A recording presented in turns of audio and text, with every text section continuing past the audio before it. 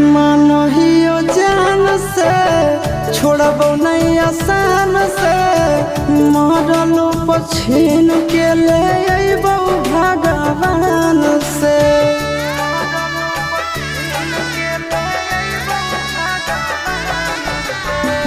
मानहियो जान से छोड़बो नहीं आसान से मरलो पछीन के ले अइबो भगवान से।